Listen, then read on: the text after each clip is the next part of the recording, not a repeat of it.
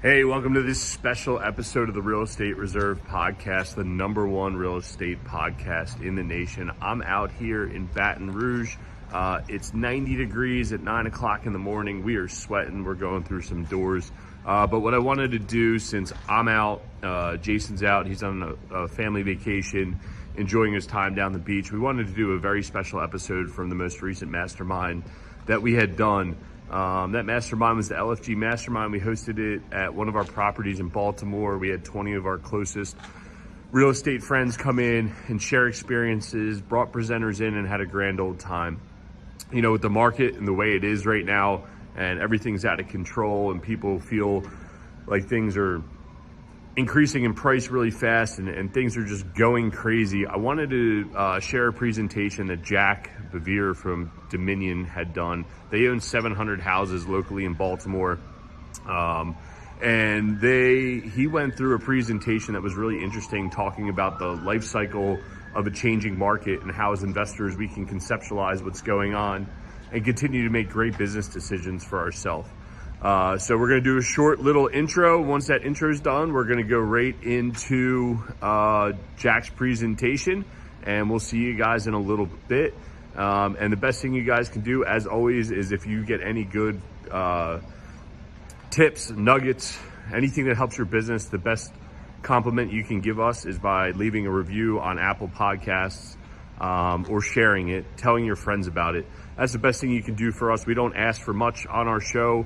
We like to bring in real people doing real deals and sharing their experiences. So let's do the intro, and we'll see you there with Jack.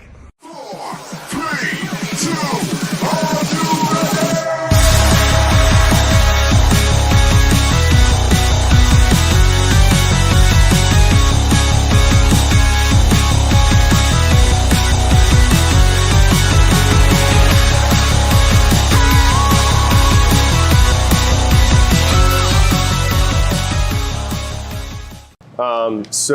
My name's Jack Bevier. My partner and I own a company called Dominion Group of Companies. My partner's Fred Lewis. He started the company in 2002. I came in 2007. I actually interned for him when I was in college, when the company was a lot smaller, and just thought it was fun. And so joined the company after I graduated school, after working in commercial real estate for a couple years that wasn't that fun up in New York. And basically at this point, Dominion is, we've got a rental portfolio in Baltimore, got a Baltimore City, Baltimore County, a little bit of Harford County. It's 750 rental properties, all single family. We got a couple twos, a couple threes, but none of that's multifamily. It's all just been one house at a time, finding stuff at auctions, direct mail, buying from wholesalers. And so we own that and manage it. We do acquisitions in-house, construction management in-house. So my project managers are on staff. And then property management's all in-house.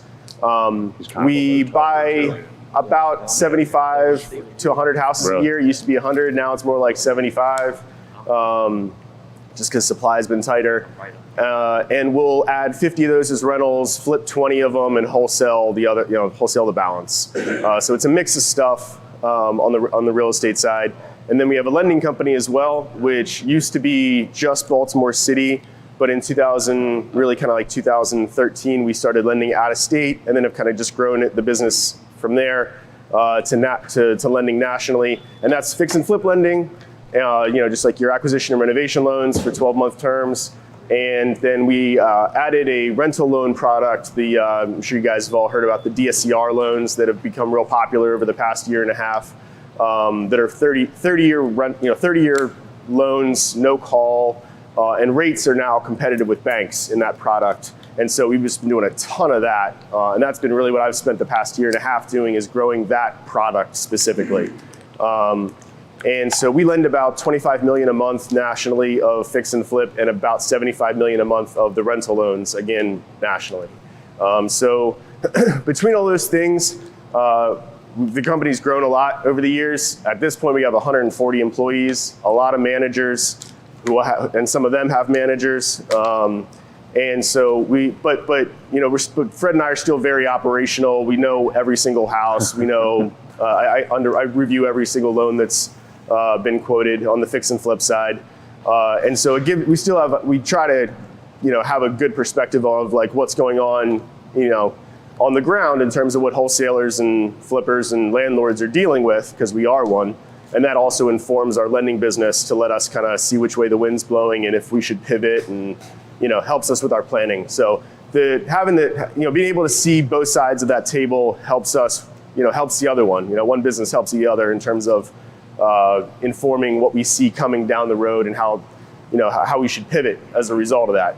So that's Dominion. That's me. So Ian asked me to talk today about kind of state of the market. And everybody in here is a business owner, I'm sure, has been thinking a lot about this recently. This isn't like, a lot of stuff's been happening in the economy recently. And I know a lot of you guys already, and there's a lot of smart guys in this room. So I'd very much like this to be not me talking at y'all and just giving my little thesis on what's going on in the world. But please, jump in and give me your feedback, ask questions, be like, I think that's fucking bullshit. No one please be shy here. So doesn't seem like a shy crowd, so I don't think I'll have too much problem with that, but just wanted to make it clear. One thing I do want to start off with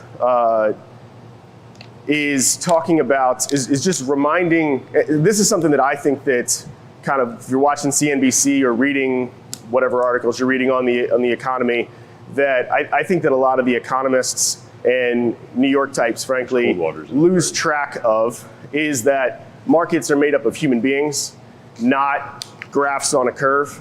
And though the world tends towards those graphs, they're a nice depiction of what the world may look like, or a perfect balanced economy. But often markets are not in equilibrium; they're in disequilibrium, and that's because we're humans and we're not rational, and we act on emotion. And we've all got situations, and we've got other, factors other than making an economically rational decision to inform what decisions we actually make. And so, as a result, there is a lag often. I think that, and can be a very long lag in some cases, depending on those other factors, between what the economy and what the financial decisions people should be making are and the ones that they actually do.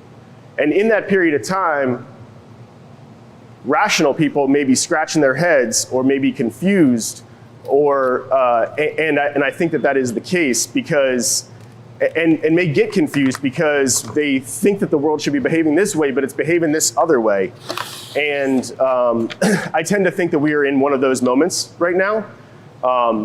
The kind of the mental model that Fred and I, because we talk about this stuff a lot, in our kind of strategic planning, is a mental model that helps us is the idea of grief. All humans go through grief. When people typically think of that idea when someone passes away, you think of the word grief. But really, we think that can be extrapolated to any adversity. And economic adversity, like a market moving away from you, and the adjustment process that humans go through when the market is moving away from you, is very akin to grief. At first, and we saw this 90 days ago when interest rates spiked up a lot, and over the past 90 days, rates have gone up 200 basis points. That is a violent move in a 90-day period of time. And 90 days ago, we sent out these emails being like, hey, markets moved. Your rate's up, at the time, 50 basis points. And that's bullshit, right? The immediate reaction is, that's bullshit. It's denial, right? That's the first stage of grief. The second is, you're a fucking asshole. You told me you were gonna give me this rate. You have no integrity. You need to fucking do this. That's anger. That's the second stage of grief. We were like, dude, there's nothing we can do. We're just buying these things and then selling them over here, and this is the market. This is what they're telling us. I'm not happy about it either. All right, well, let me meet you in the middle. You know what? You take a little bit of the hit. I'll take a little bit of the hit. It's negotiation. That's the third stage of grief. Dude, there's nothing I can do. I'm running these at lean margins. This is a low margin business, high volume, low margin business. I can't eat that. The market has just moved. I'm sorry. And then they disappear because they're depressed. That's the fourth stage of grief. They're mad that they didn't get their way. They weren't able to get anything in the negotiation, and now they're just sad. They're just pissed off and sad, and they just ghost for 2 weeks. Now, bad decision 90 days ago because the market just kept going, And when they came back 2 weeks later, after being depressed, and they had finally accepted it, fifth stage of grief, the market had moved again. And maybe they got sad again and disappeared again, but eventually they accepted it. And that has been the pattern that I have lived for the past, since January 1st, as the market has gone up 200 basis points in a 90-day period. And investor borrowers, who are the least emotional of the actors in the economic environment, right? Like, this is just about money for us. No one needs to invest in real estate. No one here needs to do any of this. It's kind of fun. We'd like to, we dream of sitting on a beach one day. And so we're doing this to try to just figure out how we can go to work every day, game the system, and make some money.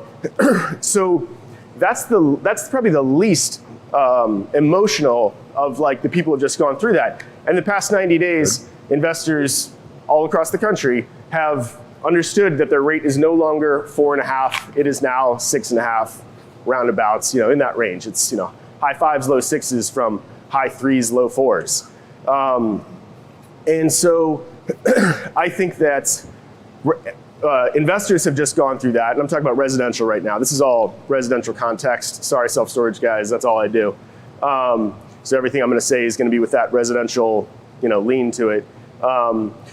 But the next thing that happens is, so that group of people has just gone through that, through that reacclimation, and homeowners, like people buying personal residences, I think are going through that right now because their mortgage rates just went up 200 basis points. They're not, they didn't believe it. They went through they're going through all those stages of grief right now, but they've got this other influence in that they actually need a house, or they really want to get out of their parents' basement, or wife really is now 6 months pregnant instead of 3 months pregnant. And so there's this other factor that makes it so that they can, they've got this emotional input, which is going to make that process potentially longer and have them make a less economically rational decision than an investor might. So they'll keep the market going, whereas we'll adjust to the new rates and just like move our bid price to where it needs to be. Like the Excel model doesn't lie, like it is what it is. Like if there's no cash flow at the end of the day, why the hell would you buy the thing? So we'll adjust more quickly than a homeowner who has wifey in his ear. Don't let this get out. Who has wifey in his ear, and like he needs to make an economically irrational decision, and so that's going to keep that market up, that homeowner market up, a little longer than the investors would let it. But right now, I feel like we're in the middle of that home buyer acclimation process because their affordability has been significantly impacted. Before they were planning on, they could afford a $500,000 home, but they were shopping, trying to do no more than $400,000. Now they get their pre-approval letter, and it actually says that they can only afford $400,000. And that has changed for a lot of people, and we haven't seen it play out, right? Like I'm trying to rationalize in my head, how did we have a 200 basis point increase in interest rates? And real estate prices haven't moved. Hell, you haven't even seen terms change yet. The only difference is it went from 10 offers to 3 offers, but we're still in multiple offer situations. Jack, is that because you still think supply's down in general? Yeah, I mean, and so it's a combination of supply being, right, like that's where those two curves have to intersect, right? Like, so like supply is at such low levels and even lower levels that is like kept prices where they're at, and demand is in the process of readjusting its expectations. And some of them some buyers are going to make economically irrational decisions because they need to get out of the basement. And so I think we're in the process right now of home buyers coming to terms and, to a more like, hey, this is what I can actually afford decision. And only when that happens will we then see, will we then see days on market start to tick up. And for price, so like one of the things I think about a lot is like our real estate price is going to go down.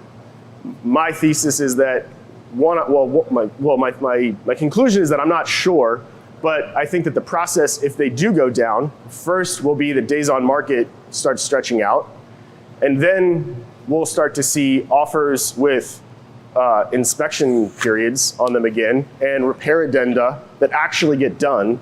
Like that's another phase. And then only when that happens would you then see offer prices below list that actually end up getting accepted. Like we haven't gone through that at all, which means that the seller has not even started this grieving process. Like if we are going to see an adjustment in real estate prices, it is not going to be next month. It's not going to be the month after that. It's not going to be the month after that. It's not going to be the month after that, because the sellers haven't even started this grieving process. They're going to let days on market stretch out before that happens. Before they let prices actually fall. So how much of the 200 basis point swing is from the Fed driving rates, and how much of it's from inflation in general, just from them capitalizing? Yeah, I'm glad you asked that. So let's, I want to draw a distinction between, when we talk about interest rates, between the broader market, which I'll just equate to like the treasury curve, right? Like there's how much money people will lend to the US government at, the risk-free rate. And then there's what the Fed does. The Fed does not drive how much the US government borrows at. The Fed drives how much banks lend to each other in between banks. And banks are a great tool to drive the US economy, because back in the day, they used to put money on the street. It's been not as much recently, especially with the increase of non-bank lenders who are working directly with Wall Street. But the Treasury started to move back in October of last year. Like that's when it was really kind of at its bottom and it started to tick up. So I just use the 5-year Treasury because that's what our DSCR loans are most closely tied to. The 5-year Treasury started to tick back up back in October, but everybody just ate. It was just it eroded margin. Like rates were going up, but lenders just ate it. In the real estate investment side, lenders just ate it. No one really said anything because it was like, it's going up 25 basis points, 50 basis points, whatever. A little bit of declining margins, but we don't want to rock the boat. And then and so this process, and the Fed didn't do shit. The Fed didn't do anything at that time. So Wall Street said, hey, this inflation thing's a little bit scary. I don't know. And they started demanding higher interest rates back in October before the Fed took any action. And then as interest rates, started to increase by January, the Fed, everyone was beating the crap out of the Fed for saying that inflation was transitory. And the Fed actually at that point had enough political pressure where it changed its tune and said, all right, you know what? You guys are right. We're wrong. We need to start increasing rates. And then at that point, everyone was like, crap, we do have a problem. We've admitted it. And rates really started spiking up in January from a January to March point of view. But the market was already moving up. Interest rates started to move up back in October, but before that, and mortgage rates started to tick up at that time as well. We just had a lot of room to rise because last summer bond yields were the tightest anyone had ever seen. When we did a securitization for our fix and flip lending business, basically we borrowed a bunch of money. We issued bonds, we borrowed a bunch of money, and it was so low. The rates were incredibly low last August. It was the lowest anyone had ever seen. And then we got it off just in time because in October everything started to creep back. It started creeping up. Spreads widened. The rates to borrow in Wall Street started to tick up back then. So the Fed's really kind of just behind, they're behind, they're behind basically, and they're getting the crap kicked out of them right now for being behind.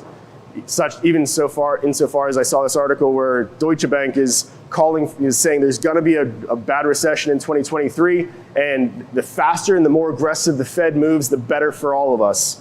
And so, I think, is it today or tomorrow, the Fed's meeting, and they'll, very likely increase rates 50 basis points. But that's only what the banks lend to each other at. Wall Street is already pricing this stuff in. They've been pricing this, they started pricing it in back in October.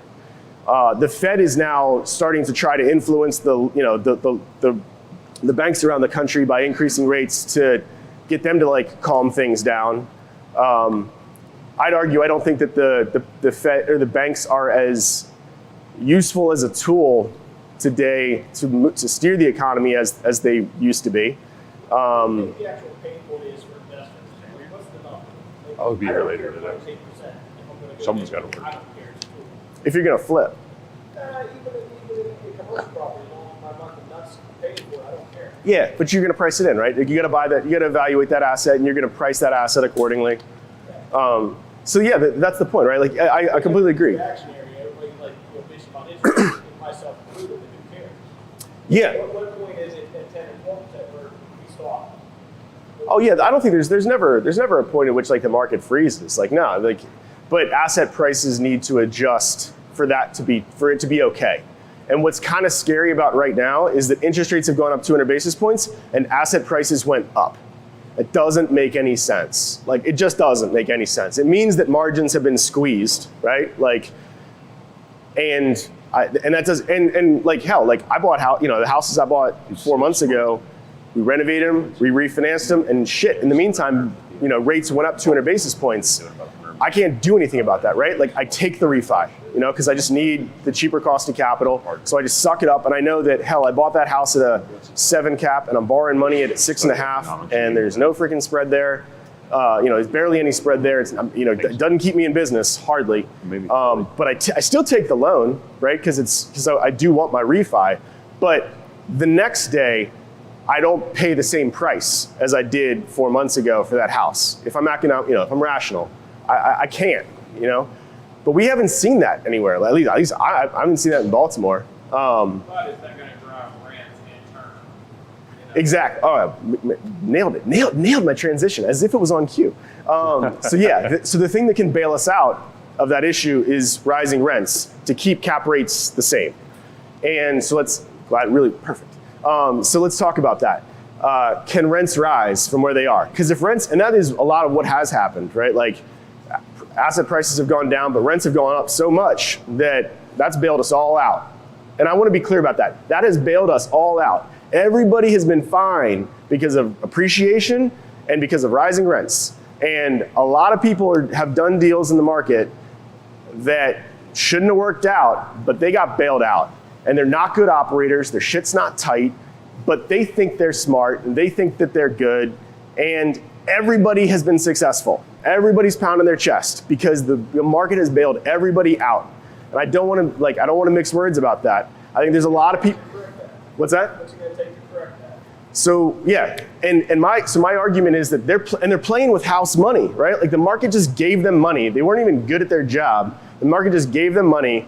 They don't get these concepts. And so the guy who's bidding on a house right now, the same price that he paid 4 months ago, because it's happening right now. Like the wholesale deal disappeared, it's gone at the same price that it cleared 4 months ago, even though that doesn't make any sense. To me, that is the dumb money recycling itself into the system, buying a deal with no spread, and that one's not going to work out. But again, we're not going to see that failure for 4 to 6 months from now. We're not even going to see signs of that failure for 4 to 6 months from now. Like it takes time for the market to adjust. In that these aren't stocks that we're trading every day. They get marked to market every day. Like it takes a while for us to see these things play out. So I'm sitting there scratching my head. I got freaking 4 guys on my acquisitions team not buying shit right now because I told them to price this stuff in, and they think that they're failing. And I'm like, I got to go to work every day and be like, no, it's fine. Like it's fine. Like really, we're just gonna wait this one out. Like this just doesn't make sense. Like that's my thesis anyway. And so the question is, but will rents bail us out? Because it could, right? Like if rents go up, everything's fine. If incomes go up, in terms of these rising mortgage rates, incomes go up, that's fine. Like no big deal. We can afford more if we make more, but our income's going to go up, or our rent's going to go up, and and I think the question behind our rent's going to go up is our income's going to go up. So we've seen. Let's talk about 2 things. One is what rents have done for the past couple years, and let's talk about inflation and incomes going up, because labor market's been tight, incomes have gone up. First on the rent side, so we've seen 10 to 15% increases in rents since COVID started, each year, right? So rents are up 20, 30% in a typical market, all across the country. Some more than that, some less than that, but that's like national average, that 10, 15% range. For the past 2 years, in the least productive economy that we've seen, in a fucked up economy, right? Like it hasn't been a productive 2 years. And yet rents have gone up because of this supply, because of this supply shortage. The landlords weren't producing housing units, stuff wasn't getting out there. There's been no supply, and so the landlords could just demand it because people continue to have babies and households continue to form. So the landlord could just demand it. So let's talk about the income that's paying that rent. So inflation's at 7%. I'm sorry, inflation was 8%. Incomes had gone up 7%. This is a national stat. Don't quote me on the exact stat. It was just, I read it a couple places and enough to feel confident saying it out loud in public. So inflation was at 8%. Incomes went up 7%. But when you break that income out into quartiles of the people, the lowest quartile, which is our renters, right? It's really the lowest half. But the lowest quartile incomes had only gone up 4% on average. So, because that's what happens, right? Those people get squeezed. The white collar people are the ones who are in demand. They're the ones quitting their jobs and we're working remotely. The guy who's got to get on a bus in the morning and go to work hasn't been able to increase his income as much. The market hasn't given it to him. And so theirs are only up 4%. So they're also the ones, this lowest income, who are the renters, are the most, they're the ones who have the greatest percentage of their income going to energy, gas, to their cars, which have been crazy, and to food, which has also been very high. And so they've had the full brunt of full inflation, but the smallest increase in their own wages themselves, leaving the least availability for discretionary payments like how much rent am I going to pay? So the people who are the renters are the ones who are who are hurting the most by this inflationary environment. They're the least able to accept higher rents. And I think that has been a fact. I think that that's been a comment. We've gotten away with it. My argument is we've gotten away with it because we were overpaying for unemployment benefits for a year and a half there, and we were sending checks out to make ends meet for people.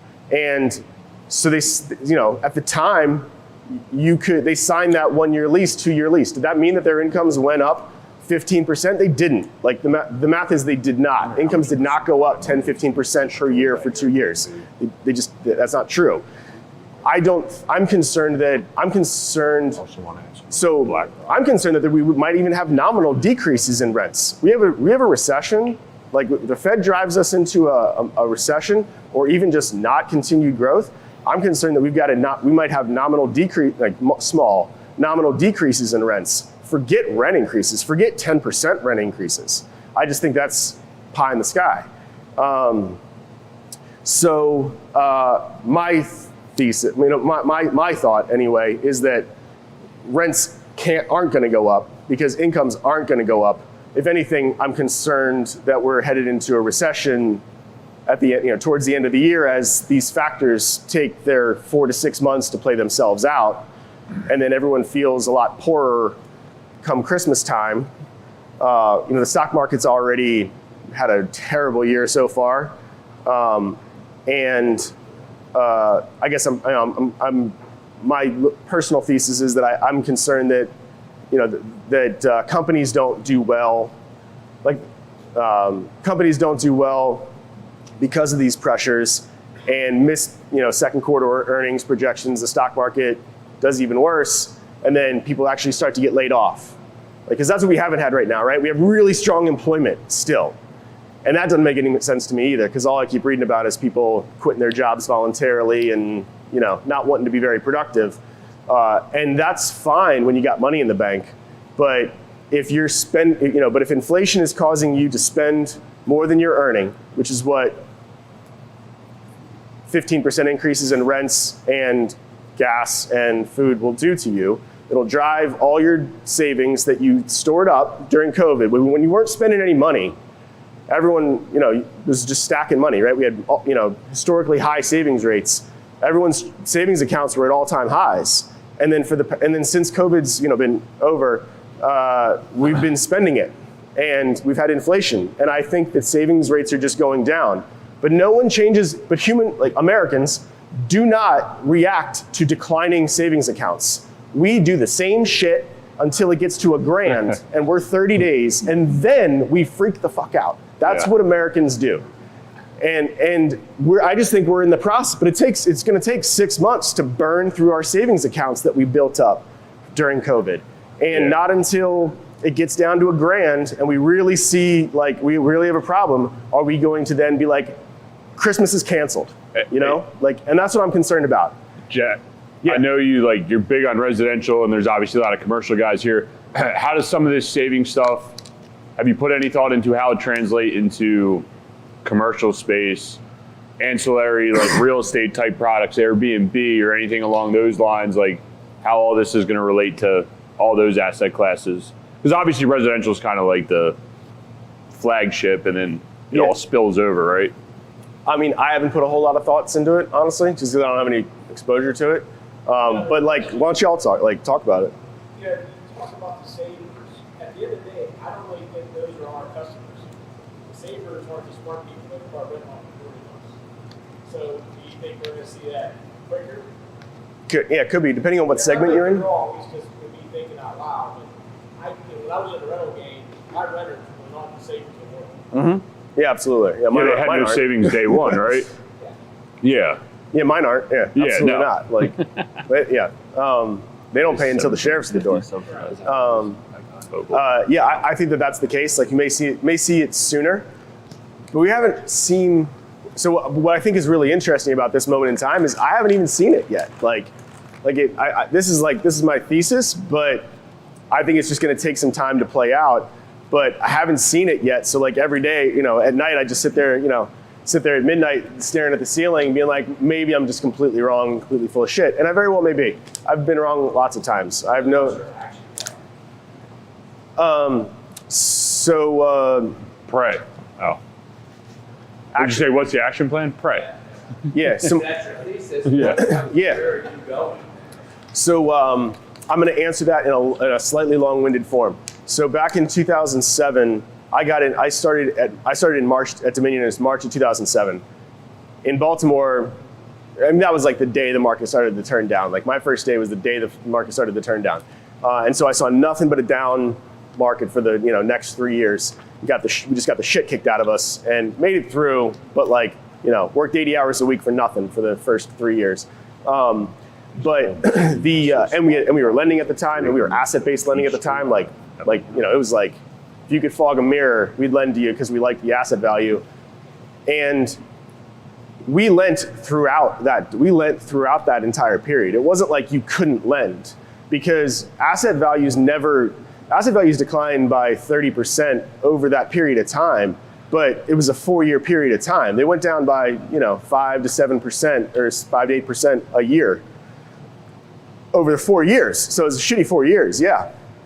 But people flipped and made money the whole way through the downturn. People wholesaled and just caught that falling. I mean, you're catching a falling knife. It's a dangerous game, but that's not what killed everybody in 2007. Was declining asset values. It was it was over-levering, where you couldn't actually, where you were dishonest with yourself about the expense ratio on that rental property, and you over-levered it. And you had the net income was $1,500, and you had a $2,000 mortgage, and you had 30 of them.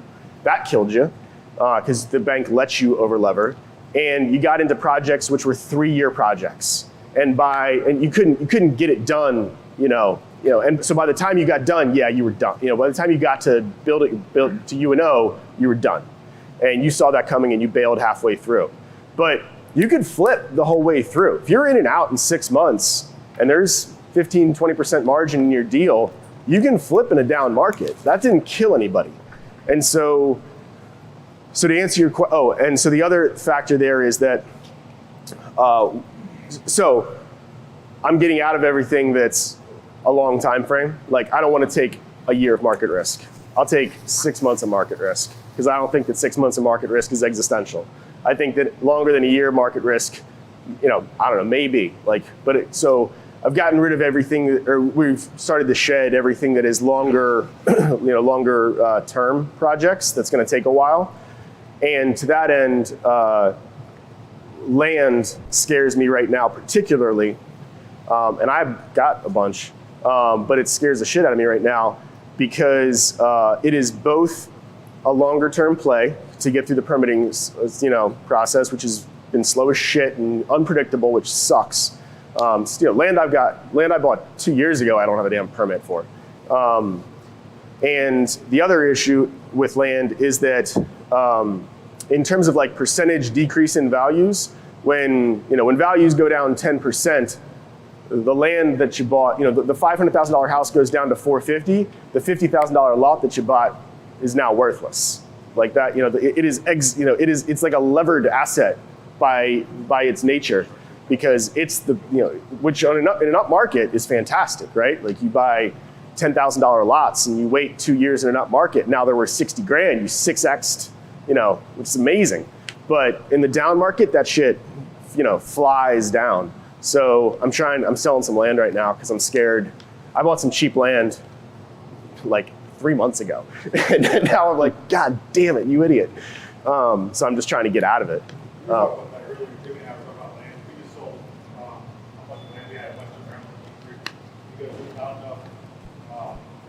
Out there, I feel the same way. You see, we can't get the workers.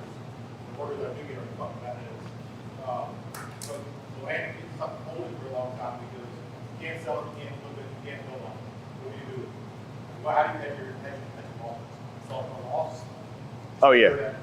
Yeah, I'm just gonna try to get out of it. Yeah. I mean, if I have to, so that statement is offset by the idea that the whole theme of this conversation is a supply-constrained environment. So and especially for affordable housing, there's super supply constrained for affordable housing. So I do feel there's some safety in that. I don't feel there's safety in, if you're building $300,000 to $500,000 houses on your land, I feel there's some safety in that category because they're so supply constrained in that category. And because that category is more affordable, I feel like that would be the last price point to drop if we did have a tougher environment. But second home market land scares the shit out of me. $2 million house land where you're buying the lot for $300,000, that scares the shit out of me. Because I think that if we have have headwinds, the first thing wifey does is tell you to sell that. You bought a beach house in the middle of COVID. Because everyone wanted a beach house in the middle of COVID, and we have a recession. And you look at she opens up the 401k statements and sees that the market's down 30% this year. She tells you to sell that house. She's like, we're not going there enough. We can't afford it. Get rid of the damn thing. And I think that happens. And it's just you don't need that thing. Right. And so it's the first one to go. I feel like supply spikes there. Could spike there very quickly. And just no one's interested in buying that shit. My bad. Single family and also rental new construction that's going on. How do you think that stuff's been affected? There's so much, especially rental new construction going on. Yeah, and I feel like that stuff could be protected because it's in an affordable price point. That's the most undersupplied segment of the market is that $250,000 to $600,000, call it there, depending on the market. So I feel like that is safer, but on a rental basis, I guess what I'm thinking a lot of that build to rent stuff. When they get to the end, they're gonna say, all right, here's what the rents are. They didn't go up like we thought they were gonna, right? We were projecting. I've seen a lot of multifamily and build to rent pro formas with 10.8, 6.42 rent projections, which is I just don't think it's gonna happen. And with 4.5% refinances, as the financing assumption, and that's not gonna happen. And so they're gonna get to the UNO and say, all right, do we put a for rent sign up or a for sale sign up? And they're gonna do the math on there. All right, here's my rental income today, and here's the quote from the bank, and damn, this thing don't cover. We can't even refi to get our bridge loan out even to get the damn bridge loan out. We had to do a capital call to do a refi. I think that is very likely gonna be a theme of both multifamily and build to rent projects. The nice thing about build to rent projects is you can just decide to put the for sale sign up, and because it's a $350,000 or $300,000 house, I think that there'll be protection there. Can you Not around here. Yeah, not around here. We lend to people in into some like Punta Gorda, Florida, and like Charlotte and Atlanta, suburbs of Atlanta that are producing at that price point. But yeah, not around here. So do you see the rates, how the rate terms are going on, right? So up in Canada, the economics are pushing out 20-year mortgages. Do you see that happening down here? Say that again. I'm sorry. Up in Canada, all the economics are pushing 40-year mortgages. Do you see that Yeah, you got it. Oh, that's interesting. I think they'll push for it. Yeah, I actually read an article that there's a push for 40-year mortgage. I was reading this article this morning. There's the ARM percentage is up to like 9%, which is a significant increase. Now, in 2005 it was 40%, so we're like far from like where that was. But people are like, the ARM is 1.3%. This is the article. 1.3% cheaper for the ARM right now. And they're like, yeah, like fuck it. We want I don't want to shop at 400 grand. I want to shop at 500 grand. I've been looking at 500 grand houses all last year. Wifey wants a $500,000 house. So like, I'll just take the ARM. So I mean, we are starting to see some less, not that it's irresponsible behavior, but less responsible behavior in borrowing practices. Keep going. Yeah. Yeah. So in general, I mean, you have your tone is cautious or concerned, right, over the next, for the rest of the year, maybe 12 year, right? But it sounds like rising rates don't concern you. It doesn't keep you up at night. You just reprice. Is what keeps you up at night the concern of housing affordability, inflation, and the bottom quartile of the population just can't afford to live basically as they are today? Is that your biggest concern? No, I mean, I still like real estate, period, because we're in an inflationary environment where that's not under control yet. What scares me is I just feel that right now, I'm very open to the idea that I'm completely wrong on like what's actually going to happen, but it doesn't matter, I guess. But the question is, what's the right business decision? Like, I don't have to be right all the time, but I do want to make an appropriate risk-adjusted return decision, And right now, the world feels very risky given the return that I can make. Like, asset prices are really high, cap rates aren't very good, there's volatility in the stock market, there's volatility in the price of borrowing. And so for the money I'm going to make to do that next deal, I feel like I'm not getting paid very much to take a bunch of risk.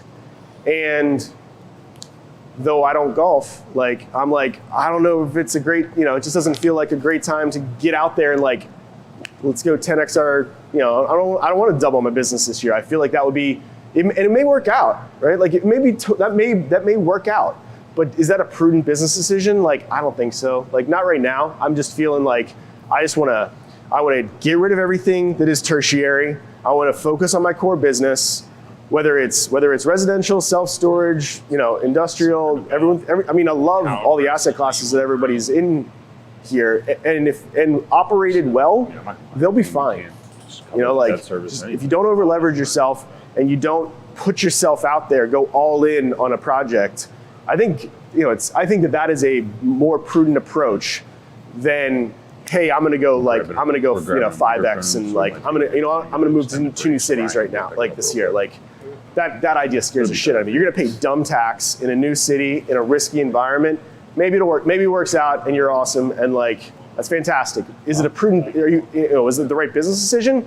I don't think so. I'm getting rid of like everything that is like tertiary, that is not core, and I'm just focusing on internally operations, running everything tight, and stacking a little cash, because if I'm right, then I think that we will see, I don't think that we're gonna see any wave of like massive distress. Like, I don't think that good operators are gonna have problems. I think that bad operators are gonna have problems because they're not factoring these ideas in, and they're like, yeah, I'm gonna double up and ignore all those fundamentals. And those people are gonna have situational distress. And so being a good operator in a market and being the guy who the bank calls when the person's 120 days late and they say, hey, I got a I got a resi project. This guy has got a busted subdivision. Like, he ran out of money, can't raise any more money from his partners. Like, can you help me get out of this thing? Let's go structure something. And I think that a lot of those situations are going to happen over the course of the next couple years for good operators who have, one, some skin to put into that new game, and who frankly have the personal bandwidth to do it, right? Like, if you may get that call, but if you are like still expanding in your own business, or like trying to increase the number of acquisitions you have and like building your own platform, you just won't have the bandwidth to say yes to that more interesting opportunity, because you're already pregnant over here. And so I want to have some cash, and I want to have some time to take advantage of those situational opportunities. I don't know if you have any insight. I don't think, as a commercial investor, that kind of worries me is 5-year. Everything I pretty much do is a 5-year term. So big money's been chasing on commercial assets because it's a stable place. We're trying to hedge inflation, all that stuff. So of course that asset class has been pursued pretty heavy, and prices going up accordingly. But we're all getting in at pretty cheap money. Let's say even today in 5 years, like how long is it going to be?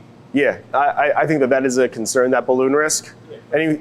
Absolutely. There's in multifamily, Arbor is like a big name in multifamily. They've been doing a ton of 3-1-1s. So it was a 3-year IO period, and then you could do 2 1-year extensions. And they've been doing it at super cheap rates. And those were the loans that made multifamily deals work over the past year and a half. And 2 years from now, I'm like, that's a balloon, like that's a bullet. That's not a balloon, that's a bullet. I'm concerned that they won't be able to, if you don't operate it very well, or especially if you don't operate it very well, whether it's multifamily or commercial, you won't be able to get a refi, and the bank will say, maybe it's non-recourse and you don't give a shit, but then your equity is wiped out. Or you're refinancing, or you're doing a capital call to do a refinance because your proceeds level is going to be lower because you were at 75 and now they'll only give you a 65 because the DSCR doesn't cover at 75, and you actually have to do a capital call to get a refi. That'll be interesting. But I think that's very possible. I think it's absolutely very possible, unless rents keep going up. But on the res, I don't have a view of commercial rents at all. I just don't know enough. I don't know anything about that. So on the resi side, I don't feel that that's going to help. That's going to be enough. Self-storage is kind of a hybrid. It's, I guess, somewhat tied to residential. Where our space are being rented to probably the same person renting a single-family house to. So I think it's going to be tied a lot more to that than the commercial side. But where else in space, commercial in those. Yeah, that makes sense. I agree. I think if we go into a downturn, though, it's only probably going to last 3 years. The worst downturn we ever seen in 2007. It's not going to be as bad as that. We don't got I agree. stuff going on. So I think at worst, maybe like 3 years. So. Yeah, I would even think even shorter than that. I agree. Yeah. Have you seen any of the pressure from like BlackRock or any of the big institutional buyers causing any issues in the marketplace? So yeah, curious anybody who's wholesaling to those guys, because we don't. So I'm a little out of touch with that. But one thing I have been paying attention to is their cost of borrowing. So they do securitizations to borrow money. And last summer, they were borrowing money at 2%. And the securitization that closed last month closed at 3.75.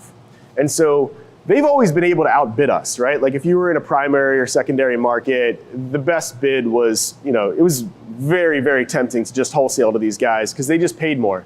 And a lot of people talk shit, these guys are fucking idiots. Like, they're not fucking idiots. They just borrow money at 2%. Like, and their job is to produce a levered return. It's just not emotional for them. But when their cost of borrowing goes up by 175 basis points, like everybody else's did, like their bid prices have to change. And they're economically, it doesn't get more economically rational than a REIT. Like, they do not give a shit. And they will just lay off half their force, and they just do not give a shit. So like, I'm wondering, has anyone seen a change in institutional buying patterns? Just curious. I don't know. I heard Wells Fargo just laid Yeah. on their commercial stuff. Yeah. Yeah. So yeah, I kind of think that they're going to be the first guy to not be buying as aggressively. Maybe that's good for those neighborhoods because then the homeowners actually have a shot to get in there. It's one of those things that they let their foot off the accelerator, supply increases, prices come down. Yes. So there's this one. I read these two consultants. John Burns does a lot of consulting for like the builders community nationally, and Ivy Zellman is the other one. Ivy Zellman's she's been out there with a thesis that she thinks everyone's wrong. She's taking this contrarian position, and she's like, there is so much build to rent in the pipeline right now, and it's all backed up because the municipalities have been backed up, but it's all gonna hit in 2023. And it's all gonna hit in 2023 from a deliveries point of view. And the Wall Street bid isn't going to be where it was because its cost of borrowing is up. And we're going to oversupply certain build to rent, certain markets where build to rent has become like very popular or is currently very viable. And she thinks that they're going to have, she's calling for nominal decreases in rents and values in what are currently primary markets.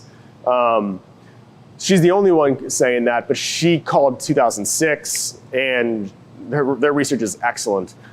She hasn't been wrong much in the past 20 years. So I at least, because has such a strong track record, thought that was an idea worth taking heed. Not a Maryland issue because we just don't have it here. We don't have that inventory here, but Tennessee for sure. Like there's a lot of builds right in Tennessee.